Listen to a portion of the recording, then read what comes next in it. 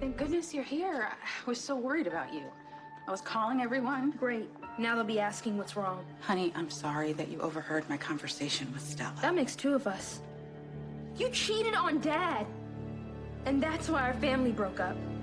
Oh, I'm so glad that you could meet me. Me too. I can't get used to the fact that you're home. Are you settling in? More or less. Good. Yeah. Is it nice to be back at Windermere?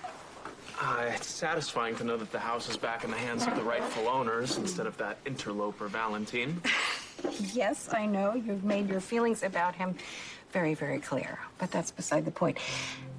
You were so adamant about having this gap year and traveling the world. What changed your mind? Why did you come home now? How you doing, Ryan? Can you honestly say that cheating on Dad didn't lead to your breakup?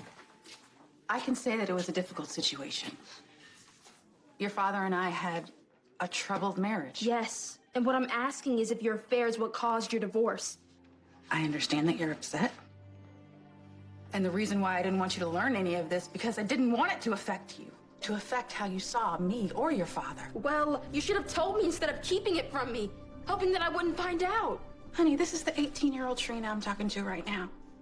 You were just a little girl. You were a child when your father and I divorced.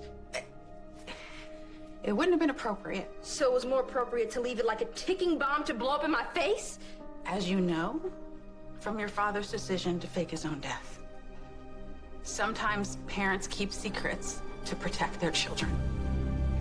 So I guess the... Can't the prodigal son return? I came back to make peace with my father. And nothing would please me more. But Spencer, you thought your father was dead for 3 years, and when he came back, you were deeply hurt and angry. So where did all that resentment go? A lot's happened, grandmother. Life's too short for grudges and regrets. Huh. I like the sound of that. So how are things going between you and your dad? I think we're making headway. It certainly helps that there are no distractions. Meaning what? Let's grab a table inside. Will your husband be joining us? My husband? You mean Kevin, the man who lived with us and who went to visit you numerous times in France? Kevin is busy tonight, and I also wanted to have the opportunity to spend some time alone with you. Oh, good. So there's no trouble in paradise. Nope. We're perfectly happy.